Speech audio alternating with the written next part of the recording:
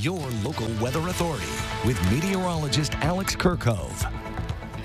Well, welcome back, everybody. I'm doing a little Thanksgiving records. I went ahead and took a look back in the past 30 years, and I basically looked at what the high temps were for that day. So in the past 30 years, I went all the way back to 95. We had 5 days in the 30s, 11 days in the 40s. You kind of get the picture there.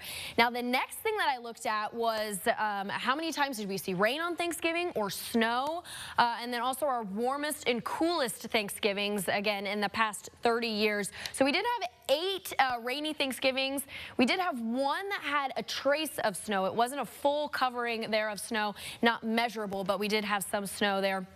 And our warmest and coolest were actually only just a year apart. Look at that. 62 is the high there in 2015, but 31 is the high in 2014. Looking now at our Dorsa Automotive Doppler radar, everything is looking dry here across the Wabash Valley, and it will be for the next 24 hours or so. And then we are going to start to see a little bit more activity. Current temperatures right now in the 40s. Some places are still lingering there in the 50s down there in Bedford. But overall, we are going to see temperatures cool off into the 30s as we head into the overnight.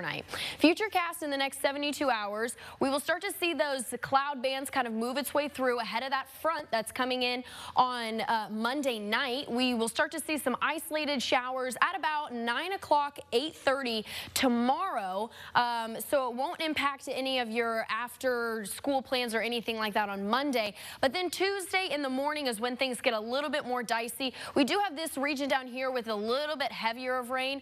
Once that kind of moves through, that's going to be the only impactful rain that we will see for the next couple of days. But if you are traveling on Tuesday, that's just something to look out for. We did see those yellow and orangish colors there, which is again those heavier bands of rain in our southern counties. But I do want to note that the SPC doesn't have us in any sort of severe weather outlook. A lot of that is still way down south of us.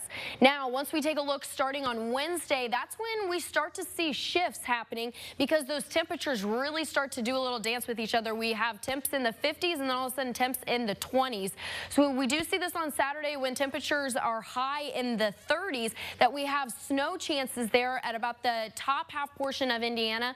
But then once we get to Sunday of next week, that's when it then changes into rain. But we still have those cooler temperatures right in behind it. So it could be sandwiched with snow or flurries, rain, and then more flurries again as we head into the end parts of November. Once we look at our rainfall forecast, though, we are only projected at about an inch overall is what we are going to get in the next 7 days. Now, our 10-day temperature trend, again, we will see that nice cool down all the way down into the 30s will be our high there on Thanksgiving Day and also there on Friday.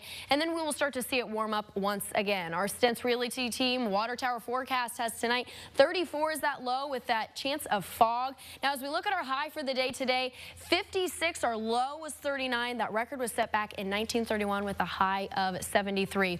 No rain for the day today, and again, we won't see rain until we get to about this time tomorrow. We do have that active storm happening right in the plains and in Texas that will kind of make its way into our area again by this time tomorrow, and you can just see that again there on that water vapor satellite with that moisture. For tonight, though, 34, that fog will kind of start to make its way into our area, so something to watch out for. Tomorrow, we will see that high of 57. Again, some patchy areas of fog in the morning hours. Then by the time we get to Wednesday, things will start to very quickly cool down, and we will see 30s for the rest of the week, and then we can see that warm up again on Sunday with another chance of rain. We'll have sports after the break.